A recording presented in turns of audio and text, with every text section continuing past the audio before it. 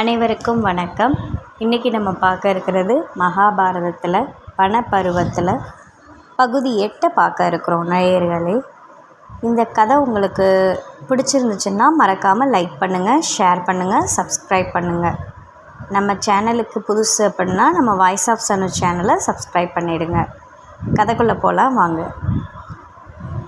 பாண்டவர்கள் தெய்வீகம் நிறைந்த பல இடங்களை பார்த்த பிறகு கைலாசகிரியை அடைகிறாங்க.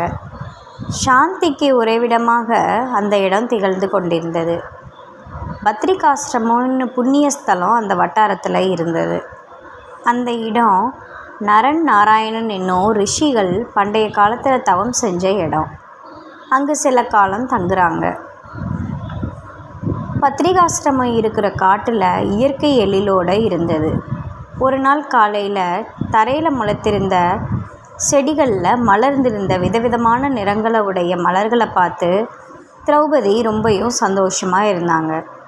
அப்போது வடகிழக்கு திசையிலிருந்து அடித்த காற்றானது ஒரு அற்புதமான மலரை அங்கு கொண்டு வந்து போட்டது.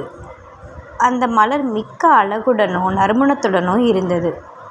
திரௌபதி அதை எடுத்து பீமன்கிட்ட காட்டி இந்த மலர் வளர்ந்து இருக்கும் இடத்தை தேடி கண்டுபிடித்து சில மலர்களை கொண்டு வந்து கொடுக்கும்படி அவள் அவன்கிட்ட கேட்டுக்கொள்கிறாள்.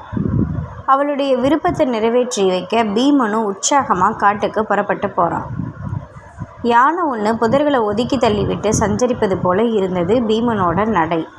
அவன் போன போக்க முன்னிட்டு பறவைகளோ விலங்குகளோ நாலா பக்கமும் பறந்து ஓடின.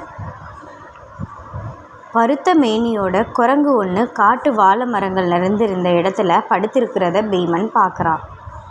பெரிய அந்த குரங்கை தூக்கத்திலிருந்து எழுப்ப இடி இடித்தார் போல பீமன் கத்துறான். உறக்கத்தில் இருந்த குரங்கு ஒரு கண்ணை சிறிது திறந்து பார்த்து, பண்புள்ள ஒரு பெருமகன் போன்று நீ தோன்றுகின்றாய்.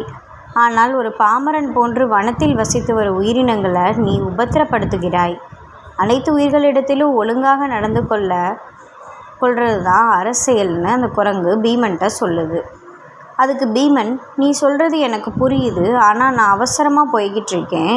தயவு செஞ்சு நான் சொல்கிறத கேளு, நான் செல்றதற்கு எனக்கு வழி மட்டும் விடுன்னு கேட்குறான். அதுக்கு குரங்கு, நான் மிகவும் களைத்து போய் தூக்கத்தில் இருக்கிறேன், என்னால் எழுந்து கொள்ள முடியாது, என்னை குதித்து தாண்டி கொண்டு நீ போகலான்னு அனுமதி கொடுக்குது. என்னை விட நீ வயதில் முதிர்ந்தவனாய் இருக்கின்றாய், உன்னை தாண்டி செல்வது மரியாதையாகாது. நீ என்னை விட இளையவனாக இருந்தால் அனுமன் கடலை தாண்டியது போன்று நான் உன்னை தாண்டி இருப்பேன். ஆனால் என்னால் இப்பொழுது அப்படி செய்ய இயலாதுன்னு கூறுறான். அப்படியானா ஒரு பக்கம் எனது வாளை ஒதுக்கி தள்ளி வச்சுட்டு உனக்கு தேவையான பாதையை அமைத்துக்கோன்னு அந்த குரங்கு சொல்லுது. ஒரு வயது முதிர்ந்த குரங்குக்கு வரம்பு கடந்த மரியாதை காட்ட வேண்டிய அவசியம் இல்லைன்னு பீமன் எண்ணிக்கொண்டு அந்த குரங்கோட வாளை தன்னோட இடக்கையால் தூக்கி வைக்க அவன் முயல்றான். ஆனால் குரங்கோட வாளை தூக்க அவனால் முடியலை. பிறகு 2 கையாலும் தூக்க முயற்படுறான். அப்பையும் அவனால் முடியலை. தன்னோட முழு பலத்தையும் பயன்படுத்துகிறான். வாள் அசையக்கூட இல்லை.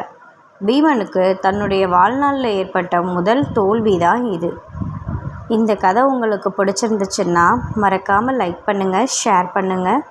அண்ட் நம்ம வாய்ஸ் ஆஃப் சனு சேனலை சப்ஸ்கிரைப் பண்ணிவிடுங்க மக்களே. நன்றி, வணக்கம்.